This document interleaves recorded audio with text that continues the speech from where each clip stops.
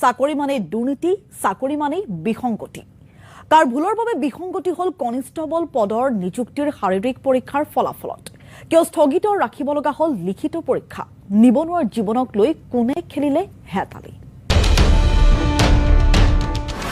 বিসংগতি। মুখ্যমন্ত্ৰীয়ে ঘোষণা কৰা 1 লাখ নিযুক্তিৰ প্ৰথম খোজতেই থমকি ৰব লগা হল ৰাজ্যৰ গৃহ বিভাগ। শীৰ্ষ আৰক্ষী বিষয়াৰ খোৱা কামোৰাত স্থগিত কনিষ্টেবল নিযুক্তিৰ লিখিত পৰীক্ষা। মুখ্যমন্ত্ৰী ডক্টৰ হিমন্ত বিশ্ব শৰ্মাই কথা দিয়া মতেই কাম। 1 লাখ নিবনুৱাক নিযুক্তি দিয়াৰ কথা কোৱা মুখ্যমন্ত্ৰীগৰাকীয়ে আৰম্ভণি কৰিবলৈ লৈছিল কনিষ্টেবল নিযুক্তিৰে। ইতিমধ্যে কনিষ্টেবল নিযুক্তিৰ বাবে শাৰীৰিক পৰীক্ষাৰ ফলাফলো ঘোষণা কৰা হল আৰু এই ফলাফলতেই হল বিসংগতি। দুগৰাকীমান আৰক্ষীৰ শীৰ্ষ বিষয়াৰ ন্যস্ত স্বাৰ্থ আৰু খোৱা কামোৰাৰ বাবেই অৱশেষত কনিষ্টেবল নিযুক্তিৰ যি শাৰীৰিক পৰীক্ষা, সেই শাৰীৰিক পৰীক্ষাৰ ফলাফলত বিসংগতি হ'ল। তাৰ উপৰিও সেই দুগৰাকীমান আৰক্ষীৰ খোৱা কামোৰাৰ বাবেই স্থগিত ৰাখিব লগা হৈছে এতিয়া কনিষ্টেবল নিযুক্তিৰ লিখিত পৰীক্ষাও। ফলাফল বিসংগতিৰ মূল স্থান হ'ল উলুবাৰীৰ অসম আৰক্ষীৰ মুখ্য কাৰ্যালয়।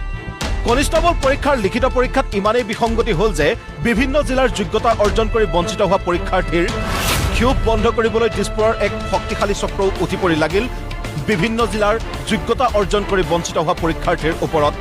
আৰু এই নিযুক্তি পৰীক্ষাৰ বিসংগতি লৈ এতিয়া কঁপনি উঠিছে গৃহ বিভাগৰ ভিতৰ চৰাত। কিয় আৰু কেনেকৈ হ'ল এই বিসংগতি? বিজ্ঞাপনত উল্লেখ থকা মতে শাৰীৰিক পৰীক্ষাত উত্তীৰ্ণ এটা পদৰ বিপৰীতে 5 গৰাকী প্ৰাৰ্থীক লিখিত পৰীক্ষাত বহিবলৈ সুবিধা দিব লাগে। যদিও ফলাফল অনুসৰি পৰীক্ষাত বহিবলৈ সুবিধা দিয়া হ'ল মাত্ৰ 2 গৰাকীকহে। কিন্তু ইমানতো অন্ত নপৰিল বিসংগতি।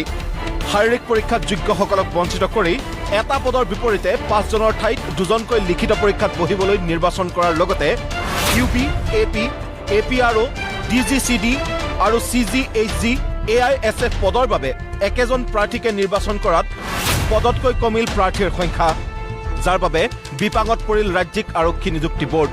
পৰিণতিত 20 ফেব্ৰুৱাৰীত অনুষ্ঠিত হ'ব লগা লিখিত পৰীক্ষা স্থগিত ৰাখিব লগা হ'ল। কিন্তু ইমানেই নহয়, আৰক্ষীৰ মুখ্য কাৰ্যালয়ত আৰক্ষী সঞ্চালক প্ৰধান ভাস্কৰজ্যোতি মহন্তৰ নেতৃত্বত বৈঠক পাতি নিজৰ ভুলৰ অনুমান পাই পুনৰ বিবেচনা কৰা হ'ব বুলি নিৰ্দেশনাও উলিয়ায়। ইতিমধ্যে 27 জানুৱাৰীত এই বিষয়ে সংবাদ মাধ্যমক অৱগত কৰাৰ বাবে ৰাজ্যিক নিযুক্তি বোৰ্ডে সংবাদমেল পাতিও বিশেষ কাৰণৰ অজুহাত দেখুৱাই বাতিল কৰিলে উক্ত সংবাদমেল। তথ্যমতে আৰক্ষী সঞ্চালক প্ৰধানৰ কাৰ্যালয় এতিয়া অচল। 2 গৰাকী শীৰ্ষ আৰক্ষী বিষয়াৰ ন্যস্ত স্বাৰ্থত অচল হৈ পৰিছে অসম আৰক্ষীৰ মুখ্য কাৰ্যালয়। পৰিণতিত কনিষ্টেবল নিযুক্তিৰ শাৰীৰিক পৰীক্ষাৰ ফলাফলত বিসংগতি কৰি লাখ লাখ নিবনুৱাক হাৰাশাস্তি কৰিলে। প্ৰশ্ন হয়, অসম চৰকাৰৰ চাকৰি নিযুক্তিৰ বিসংগতিৰ ওৰ পৰিব কেতিয়া? একাংশ বিষয়াৰ ন্যস্ত স্বাৰ্থৰ বাবে কিমান দিনলৈ বঞ্চিত হ'ব নিবনুৱা? উল্লেখ্য, বিজেপিৰ প্ৰথমটো কাৰ্যকালত ৰাজ্যত সংঘটিত হৈছিল SI কেলেংকাৰী আৰু এতিয়া কনিষ্টেবল নিযুক্তিত বিসংগতি। এনে বিসংগতিৰ বাবে দায়ী কোন? গৃহ বিভাগৰ দায়িত্বত থকা মুখ্যমন্ত্ৰী ডক্টৰ হিমন্ত বিশ্ব শৰ্মাই পৰ্যালোচনা বৈঠক পাতি গৃহ বিভাগক সুচাৰুৰূপে পৰীক্ষা অনুষ্ঠিত কৰাৰ নিৰ্দেশ দিছে যদিও পৰীক্ষাত বিসংগতি কৰা শীৰ্ষ বিষয়াসকলক জবাবদিহি কৰিব কেতিয়া?